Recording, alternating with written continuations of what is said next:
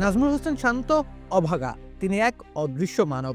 তার অবদানগুলো খালি চোখে দেখা যায় না। নিউজিল্যান্ডের বিপক্ষে খেলা ইনিংসটি তেমনই এক উদাহরণ। সমালোচনা হতে পারে স্ট্রাইক রেট নিয়ে, কিন্তু তার কি সত্যিকার অর্থেই বাড়তি কিছু করার সুযোগ ছিল? দলের প্রয়োজনে ওপেনিংয়ে এলেন নাজমুল হোসেন শান্ত। ভারতের বিপক্ষে 0 রানে আউট হওয়ার বোঝা নিয়েই তিনি মাঠে নেমেছিলেন, কিন্তু বাঁচা মরার লড়াইয়ে তিনিই শুধু লড়াইটা করতে চাইলেন, খানিকক্ষণ করলেনও বটে।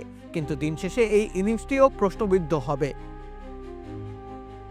কেননা দলকে জয়ের সন্নিকটে নিয়ে যেতে পারেননি, প্রতিপক্ষের কাছ থেকে ম্যাচ ছিনিয়ে নিয়ে আসতে পারেননি। সে দায় কি পুরোপুরি তার? সম্ভবত না। দলের সবচেয়ে অভিজ্ঞ দুই ক্রিকেটার মুশফিকুর রহিম ও মাহমুদুল্লাহ রিয়াদ, এমন গুরুত্বপূর্ণ ম্যাচে তাদের থেকে প্রত্যাশা একটু বেশি থাকে।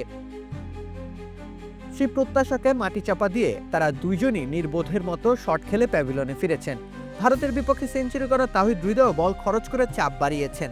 দারুণ শুরু পেয়েও তানজিদ তামিম উইকেট বিলিয়ে দিয়ে এসেছেন। সবজি খেয়ে মনে বাজে তালি, কি মিশিয়েছো পুরো বাটি খালি? রাঁধুনি শাক মিশালি, রাঁধুনি শাক মিশালি, স্বাদ হবে দুর্দান্ত।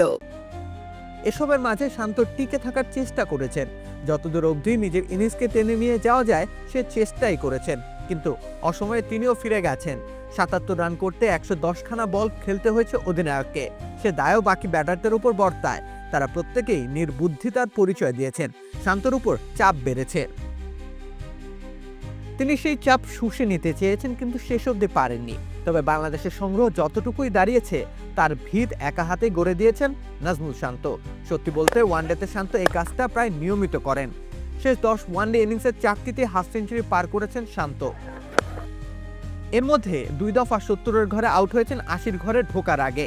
একটা ম্যাচে ১২২ রানে অপরাজিত থেকেছেন, আরেকটা ম্যাচে ৫১ রানে অপরাজিত থেকেছেন। কিন্তু তবুও সমালোচনা পিছু ছাড়ে না শান্তর। মূলত তাকে নিয়ে আলোচনায় সবার সামনে চলে আসে টি-20 পারফরমেন্স। ক্রিকেটের সংক্ষিপ্ততম ফরম্যাটের মেজাজ বুঝে শান্ত খেলতে জানেন না বা পারেন না, কিন্তু দীর্ঘ ফরম্যাটগুলোতে এই মুহূর্তে তার থেকে ভালো ব্যাটার বাংলাদেশের রাডারে নেই।